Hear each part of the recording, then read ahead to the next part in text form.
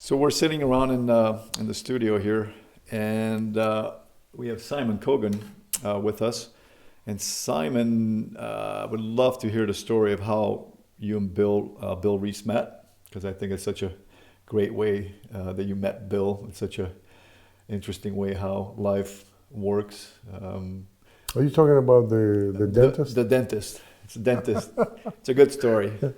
Yeah. Yeah, we came to the country and we didn't have any medical insurance and anything. Yeah. And the kid had to have Mark was like barely, 4 years old, a little more than that. Yeah. And we had to find a dentist, and nobody in the place where we lived would accept Medicare. Yeah. That's what you come back with. then, yeah. Back then when you What year was this? Let's see, somewhere in 1995, somewhere in between. Okay. 1993, somewhere. Mid-90s, yeah. Mid-90s, and we were refugees, so when you are accepted as a refugee, you have a status, it comes with certain perks, and one of them is Medicare. Okay. So at that time, nobody would accept Medicare for the dentist, whatever, something like that. Yeah. So we had to look for the dentist. So we end up driving like 30 miles south. Yeah. Somebody agreed to see Mark, and so we took him there. And so the guy takes care of Mark, and then he hears us speaking Russian. Yeah. So he says, what language do you speak? And we said, yeah, we're Russians. So, I mean Russian Jewish, but for Americans, we're all Russians. Yeah, that doesn't matter. One flavor. Yeah, one flavor. And not quite. So, and he says, oh, it's so cool, right? You know, I collect Russian art. I'm fresh from Russia. Yeah. Nobody collects back then privately. Yeah. It's only mid-90s. No, you have the work only in museums. Yeah. That's it. Yeah. So. Yeah, dentists collecting Russian art. Collecting Russian art. That's kind of weird. Yeah. And to begin with, you come with a lot of no trust. Yeah. You don't trust anybody. Yeah. Whatever they say, there's no trust built yet. Yeah. So Russians don't trust each other, don't trust government. So you came from a country that it's very well developed. Yeah. Not trusting quality. Yeah. So anyway. So I heard. So that gentleman says, I have Feshin. And I'm like, yeah, sure you do. Yeah, of course you do. Yeah. He says, no, I'm serious. I have Feshin. Yeah. Like, what do you have? He said, I have a couple drawings. I said, good for you. He says, you don't believe me. Come tomorrow, I'll bring it over. Yeah. Okay. So I came over, Mark had to come back. Yeah. So I'll bring it tomorrow. So we come back. This was Wenatchee? No, that's not Wenatchee, that's like Centralia. Oh, okay. It's like a state of Washington, south of it. Okay. So we go there, and he pulls out drawing of Feshin, original drawing of Feshin. Yeah. His hand, that was the hand of the Feshin. Mm-hmm. I almost had a heart attack. Like, what? You gotta be kidding me, man. Yeah. He says, oh, I have more.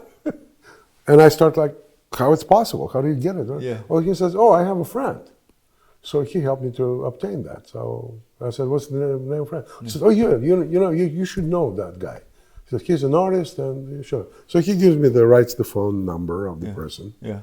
And it's named Bill Reese. Yeah. I don't know anything about Bill Reese. Yeah. And I come home, and at that time, Jewish Community Center in Seattle had my show of my work. Okay. And quite a big show. Quite a big show. Almost one-man show. A lot of work. So I came home and I called Bill Reese. And I said, sir, I'm such and such. I'm a Russian artist, came from there, met this, met that. And he gave me your phone number. So if you would have an opportunity, and he lived in Kashmir then, not even Wenatchee. He lived in Kashmir. So if you have an opportunity, swing by, visit my show. Yeah. That will tell you who I am. I'd appreciate it. And that's it. That was the conversation. Yeah. So a few days later, actually a few days later, like maybe in a week, there's a phone call.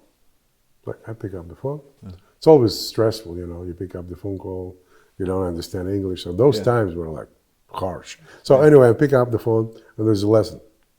Simon, it's Bill. That's how Bill spoke, to the point. You're the best goddamn artist. I lost my sleep over you. Like, what? I almost was, I don't know, a reaction was, Because he just... nobody ever, in all my professional life, gave me a compliment like that. Praise, yeah. No, we don't. In Russian culture, you don't praise, especially in the environment I grew up. You don't get praised for your success. Mm-hmm. You pointed to your failures, Mm-hmm. and which you have to work on. Mm-hmm. So the compliment of that kind always fishy. Yeah. It's not true. Okay. That's bullshit. So and he says, Simon, I lost the sleep over you. You're the best goddamn artist I ever seen. The sculptor. Mm-hmm. And I lost the sleep over you. Like, this is as good a compliment today as you can get. Mm-hmm. Works are haunting, they stick with you and so forth. And that absolutely blew me away. Confused the living lights out of me. Uh-huh. I didn't know how to react. So I said, I was very kind of confused and shocked, not truly reactive to the compliment because, but I do remember that till today, the words. And And also, Bill Reese was not one to actually... give the compliments. Give compliments as is. So. Yeah, he would rather tell you everything you need to know rather than compliment. It was more the Russian. Yeah.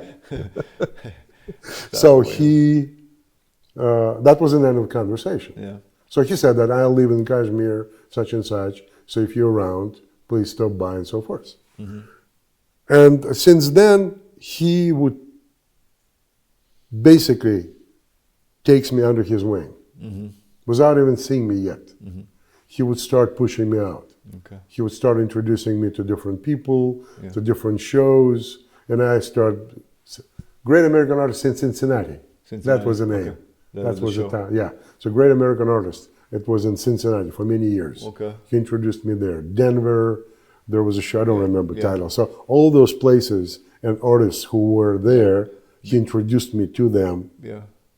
And they become my family still. Yeah. They're up to these days. But if you're listening to this, Bill had such respect when he said something, people listened in those circles. Yeah, that's like a stamp of quality. Yeah, so Bill was not going to put his word out on something that he didn't believe that. Yeah, it's interesting that you're mentioning it now because once I was recommending somebody and I was asking advice of Bill, if and how, and he said, you make sure who you recommend. Yeah. You're putting your name on line. Yeah. He was telling me, you make a mistake once, nobody will ever listen to you. Yeah. So be careful who you recommend. Yeah. So it was interesting. That's how he knew the weight of the word and the weight of the recommendation. Yeah. And so many years, not many, but few years into it, I already was basically conversing with him on the phone over different issues. And he would call and I would call. Very friendly, very easygoing. Yeah. And then I was driving through the Eastern Washington, just traveling. Uh-huh. And because we traveled a lot in the early years, just to know the country. Yeah. And I'm driving through Kashmir, and I remember that intersection, and it just clicked my head. Bill lives somewhere nearby. Yeah. So I stopped down the payphone. You couldn't text. Yeah, I couldn't text. Couldn't text back then. There was no payphones, right? Mid-90s. Yeah, so I remember grabbing the payphone, getting quarters, putting the call in, and Bill picked up the phone. Yeah. And he says, yeah, such and such address, come on over. Yeah. So it took me like a few minutes to find his way, and it was the friend had a floor covering shop at the same time. Oh, okay. She was selling. I didn't know that. Yeah, she had this, things. It was there. Material, yeah. The big horse, full-size horse skeleton was standing on the other. I heard of it. Standing on the other end of it, and I walk into the room, and friend was there. Hi, Simon. It's like she knew me forever, and Bill said, "Oh, hi, Simon. Come on." It's like. Yeah. We know each other for 1,000 years. Yeah. And that was like this. Yeah. And it became the closer and closer friendship. And I would visit him. And my friends threw together the first workshop in Olympia. And it was a workshop on anatomy. Okay. 10 days workship. Okay. There were no survivors. I mean, it was like, nobody can stand No that. survivors. Yeah. That means it was like Special Forces boot camp. Yes, that's the name. It started there. Yeah. That's the name. Everybody used that, but Susan gave the name. Yeah, Oh, yeah. She gave the title. That it is a boot camp. Boot camp. Since then, people have been using the word, using that, yeah. but that was the first description of my that's class. funny. It is a boot camp, Yeah. and that's how. Simon has a saying that his students was it the first day you break them down, and then roll like a truck over. Yeah, and then they're Simonized by the end. By the end, they're all Simonized. they're all kind of yeah. But But you have to remember that I still do a lot of mistakes. Yeah. I still think basically in a Russian. Yeah. I don't think I think in English. Yeah. But I still think in Russian way. Yeah. Which means that when I speak, it's not always pure proper English. Mm-hmm. Yeah. It's kind of skewed. Yeah. And that's why my kids would call, Pop, you don't speak English. It's Simonese. Simonized. So that's how it's all became. Simonized. If you survive the class, you're Simonized. So when we went, So you stopped by and I stopped by. We became friends, and that's it.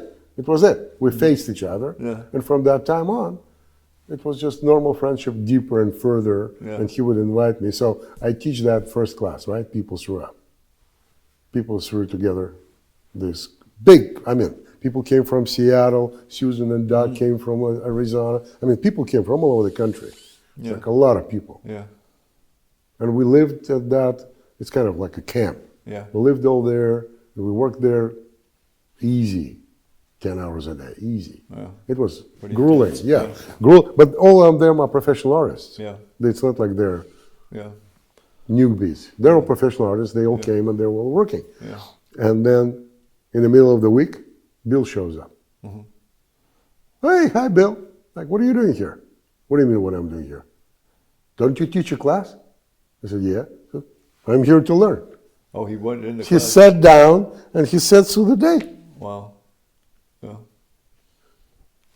So that's the best anatomy class I ever had. Yeah. That's what I hear from other professional artists about Simon. That the class that he teaches about anatomy, it's so great because it's Different. context. It's different. Yeah, it's absolutely not a medical anatomy. Yeah. It's another student of mine who took the class a couple times. He called that the form of the function. Mm-hmm. It's like it has nothing to do with anatomy. It's a concept. Yeah. But it allows you. It frees you from being frozen by not knowing anatomy. Yeah. Yeah. So it's a different idea. So Bill sat in. That's funny. Bill come in Yeah. and just sat like a kid Yeah. and drew and listened. And Yeah. And that introduced you to who were the sculptors? Some of the. No, that was. It's a parallel. This is just a fact of humility and. You know, he's just normal. Well, you got to know George Carlson. Oh yeah, that's another. That's another story. But these are. Yeah. He would just He would call the people. Yeah. And that's how I become a member of National Sculpture Society. Yeah. It's like National Sculpture Society called me. Yeah.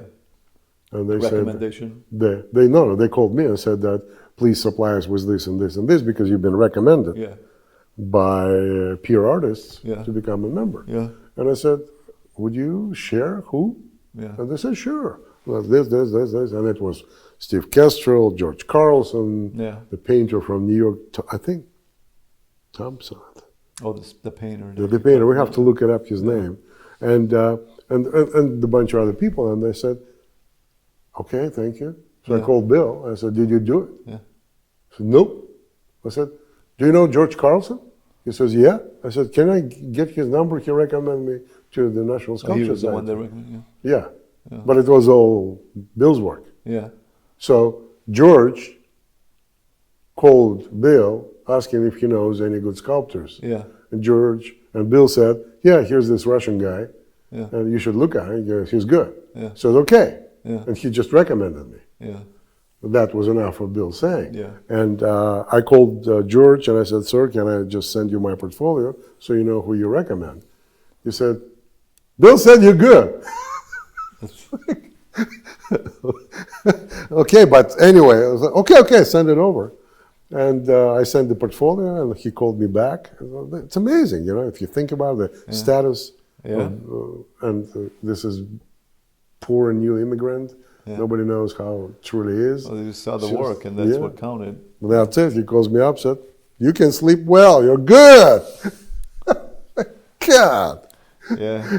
And then I was driving to another show. I stopped by, called for another spay phone. I was like, Coeur d'Alene. Oh, Carlson. Oh, yeah. Sir, are you here? Yeah, I'm home. Come on over. Yeah. That's how I met face to face with George. Yeah. Became friends there. Yeah. No, it just goes forever like that. Yeah. Steve Kestrel sold my first work in America. Okay. In the Cincinnati show. Yeah. We had the shows, and the clients come in. It's like a big deal. They were drinking and eating them, the clientele, for hours. Yeah. They were just smothering food and liquor over. Yeah. The guys were all liquored up and ready to go. Yeah. So when they come down to buy they're all ready to buy. Yeah. And the client comes to Steve. He knew him. Mm-hmm. Was his client, and we're like side by side. Oh yeah, I remember you told me this. Yeah. His sculptures are there. Here, and the guy comes in, and Steve just grabs him, and says, "No. You need to look at this."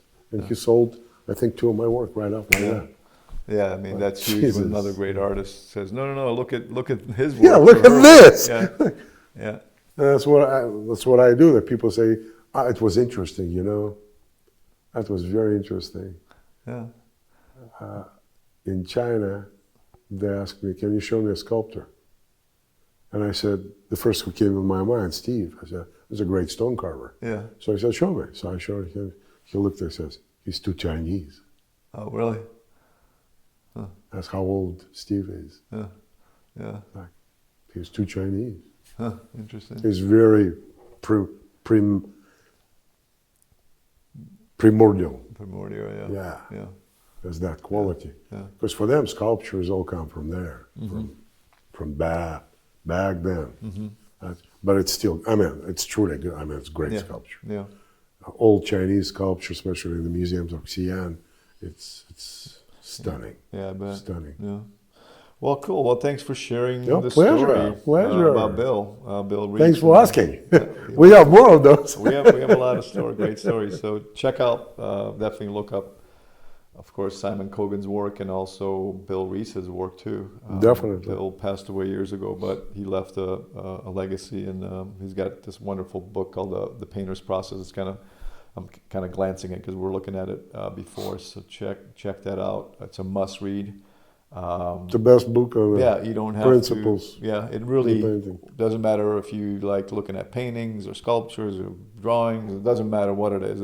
He kind of tells in this book basically his views and philosophies about art, and which is not easy to. Very handy tool. Very difficult to come up with simple explanation. Mm-hmm. Yeah, simplify it. It's basically a good encyclopedia. Yeah.